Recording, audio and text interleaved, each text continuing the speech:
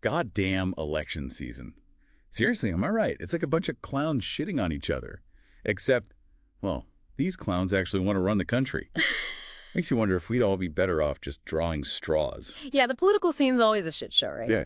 But even though it's tempting to think about other options, voting is, well, it's the foundation of any decent democracy, isn't it? Okay, let's cut the crap. Everyone's heard it a million times. Voting, it's your duty, man. But really, how many people actually look at the ballot and think, what's the fucking point? And, maybe some of you listening are stuck in one of those countries where you're forced to vote. Like, what the hell? Did I step into some dystopian novel? You might be surprised, actually. Mandatory voting, it's a real thing in a bunch of countries. We're not talking about some backwater dictatorships here. As of, let me check, January 2023, 21 countries had some form of compulsory voting laws. Now, how seriously they actually take it, well, that's a whole other story. Wait, hold on.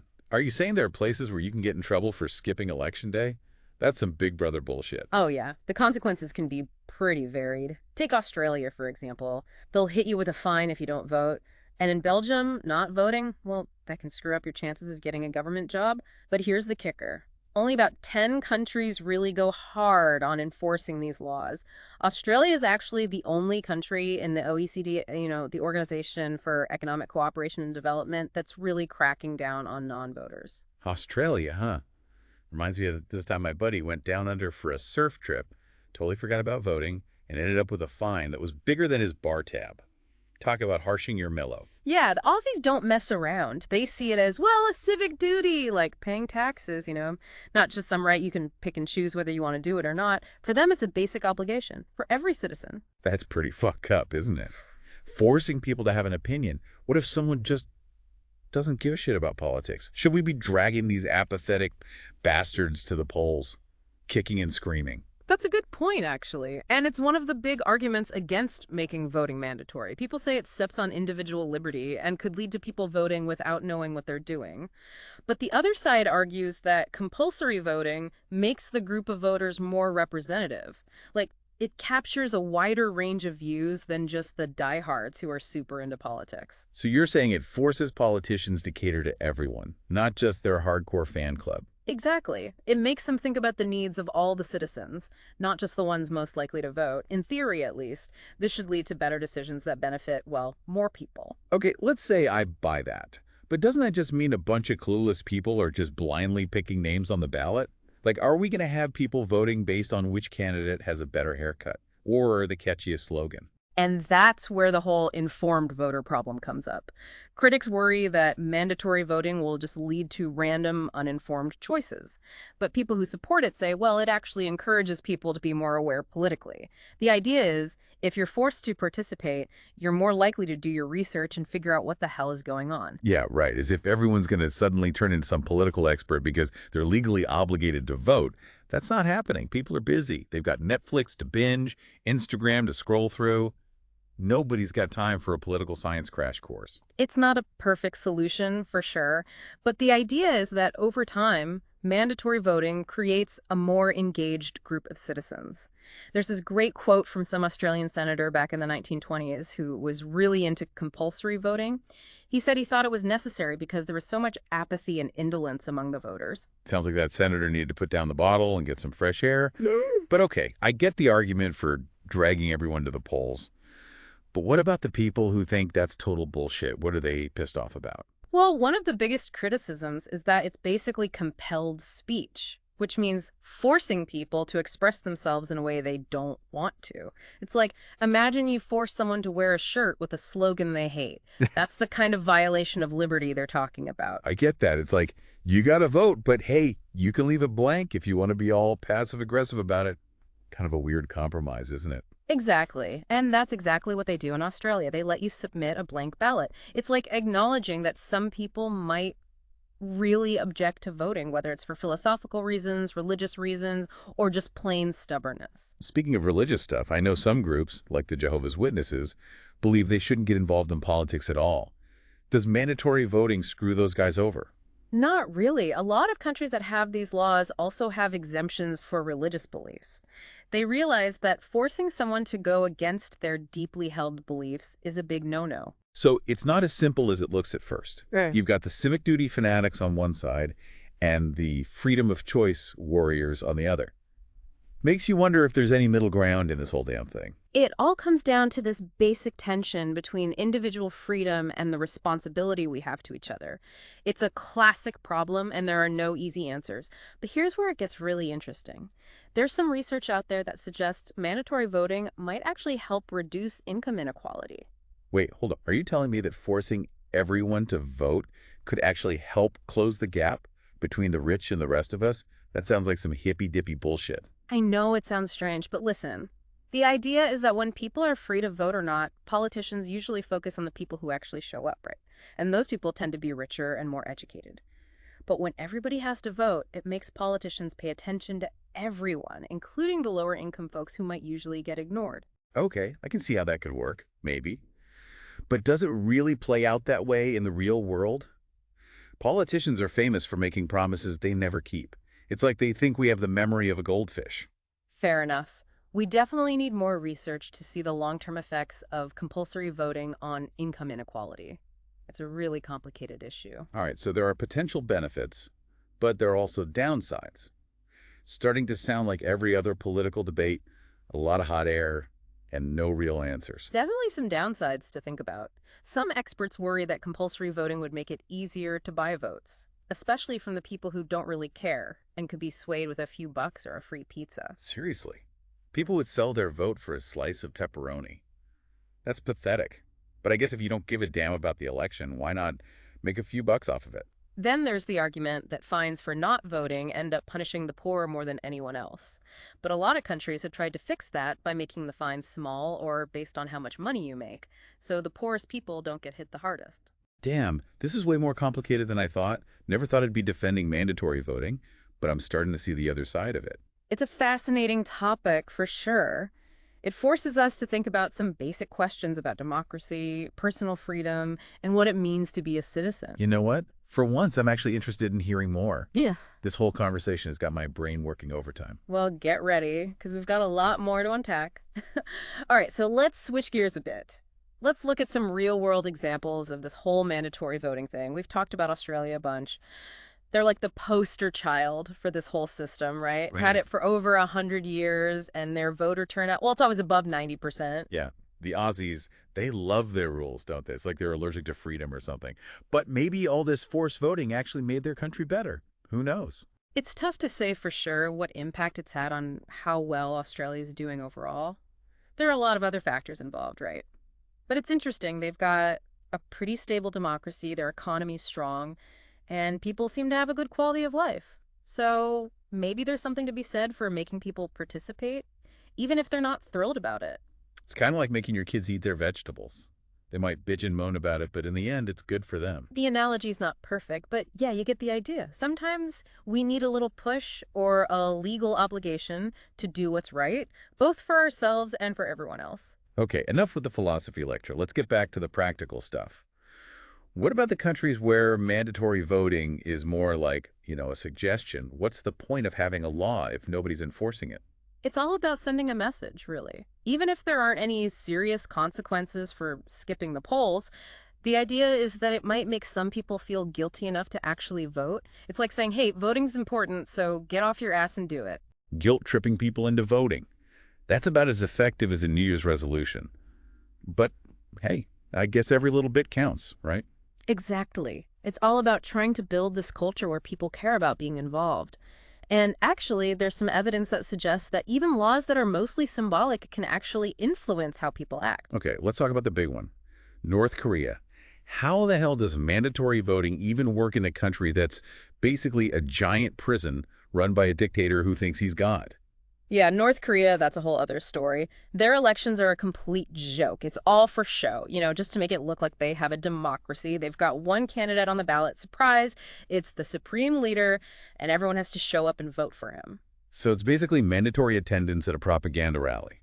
What a fucking joke. Exactly. It's all about control. The regime wants to pretend they have everyone's support, and forcing everyone to show up and act like they love their dictator, well, that helps them do it. It's like one of those online surveys where there's only one right answer. Total bullshit. You got it. North Korea's system is a twisted version of democracy. It's a perfect example of how something that's supposed to give people power can be turned into a tool to oppress them. So we've got Australia on one end and North Korea on the other. What about everyone in between? What are they doing to try and get more people to vote without resorting to fines or forcing people to participate? Well, some countries are trying different things. Some are making it easier to vote by offering online registration, early voting, and mail-in ballots. Makes sense. Huh. The easier it is to vote, the less likely people are to skip it, right? It's like ordering takeout. If you have to drive across town and wait in line, you're probably just going to stay home and eat cereal. Convenience is key, for sure. Other countries are trying to make voting more engaging, or even incentivize it, by offering things like tax breaks or discounts on public transportation. A tax break, huh? Now you're talking my language. Yeah, Maybe that's the key to getting Americans off their asses and into the voting booth. We love saving a buck, even if it means doing our civic duty. interesting idea. We already use financial incentives for all sorts of things, like getting people to buy electric cars or donate blood. Why not voting, right? You know, you might be onto something there. I'm starting to realize that this whole voting thing is a lot more complicated than I thought it was. It's a complex issue, and there's no single solution that works for everyone. But it's definitely worth exploring all the different options and thinking outside the box. Well, I'm out of boxes. What else you got for me? Let's look at some of the arguments against mandatory voting. It's not all sunshine and rainbows, you know. All right, bring on the haters. Let's hear what they're bitching about. One of the most common arguments is that it goes against individual freedom. People should have the right to choose whether or not they want to vote without being punished for their decision. I can see their point. It's like making people go to church or join the Boy Scouts. Nobody wants to be told what to do, especially when it comes to their own beliefs. It's a basic principle of democracy. The right to choose our leaders and participate or not. Forcing people to vote could be seen as undermining that freedom. But if nobody votes, doesn't that defeat the whole purpose of democracy? It's like throwing a party and nobody shows up. Kind of a bummer, isn't it? That's the problem, right? Yeah. We want people to participate, but we also want to respect their rights. It's a tough balance. Tough call. Yeah. What other arguments do these anti-compulsory voting folks have?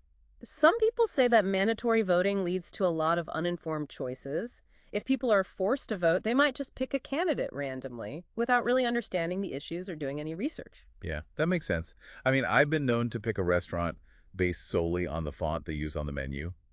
People can be lazy when it comes to making decisions, especially if they don't think it affects them directly. It's human nature to take shortcuts, right?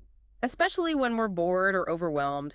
And let's be honest, politics can be pretty complicated and confusing. So forcing people to vote might not actually lead to better decisions. It might just lead to more random, uninformed choices, which could actually make things worse. Kind of a scary thought. It's definitely a risk. That's why it's so important to educate people about politics and the issues, regardless of whether voting is mandatory or not. Good luck with that.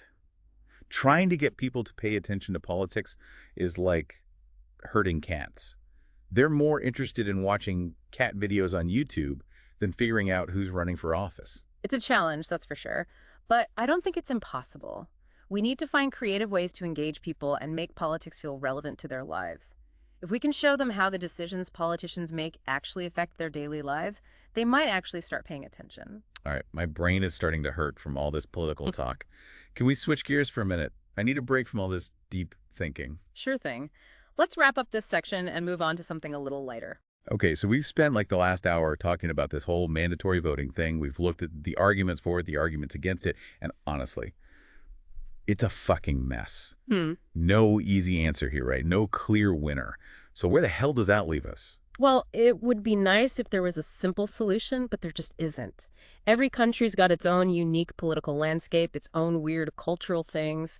What works in one place might be a total disaster somewhere else. You know, it's like trying to fit a square peg in a round hole. So basically, it depends. Come on, man, that's a cop-out. Give me something juicy, something to really think about. Should we be pushing for mandatory voting here in America? Would that solve all our problems and magically make everyone super engaged in politics? Hold on. Before we even start thinking about a change that big, we need to take a good, hard look at ourselves. We need to have an honest conversation about the state of our democracy. Voter turnout in the U.S. is a joke. And there's this feeling that the whole system is rigged, you know, that it only works for the rich and powerful. Damn right. It feels like the whole thing is designed to make us feel like our votes don't even matter, like we're powerless. No wonder so many people are just tuning out and giving up. It's easier to just watch Netflix and pretend the world isn't falling apart. Exactly. So the question is, how do we fix this shit? Mandatory voting is one option, but it's a huge one. It would require a massive change in our political culture, like a level of collective willpower that, honestly, I'm not sure we even have. Yeah, good luck trying to convince freedom-loving Americans to give up their right to not give a shit. Yeah. It'd be easier to herd cats. But what if we changed how we talk about it? What if, instead of making it sound like a punishment, like Big Brother's watching you, we emphasize this idea of civic responsibility? What if we focused on the power of everyone working together, the idea that every single vote matters, that we can actually make a difference if we all participate? You're starting to sound like one of those motivational speakers who tells you to chase your dreams and hug a tree. But I gotta admit, the idea of everyone having a voice, being part of the decision-making process, it's kind of appealing. It's a powerful idea, right? And it's not just about empowering individuals, it's about making our democracy stronger. When everyone participates, it's a lot harder for special interest groups and rich donors to manipulate the system, to rig the game in their favor. So you're saying it could level the playing field, give the average person a fighting chance against the big corporations and the political elites. That's a message that might actually get through to some people, especially the ones who are already pissed off. It's definitely something to consider. But we can't just ignore the concerns about mandatory voting. We need to deal with those head on and figure out how to minimize the potential problem. Like that whole forcing people to do something they don't want to do thing, that's kind of a big deal. Absolutely. We need to find a way to balance individual freedom with, well, the responsibility we have to each other. It's tricky, but it's something we got to figure out if we want to create a fairer society. All right, folks, there you have it. Mandatory voting. Is it the miracle cure for our democracy or a recipe for disaster? You decide. But one thing's for sure, this shit is complicated. It's a complex issue, and there are no easy answers.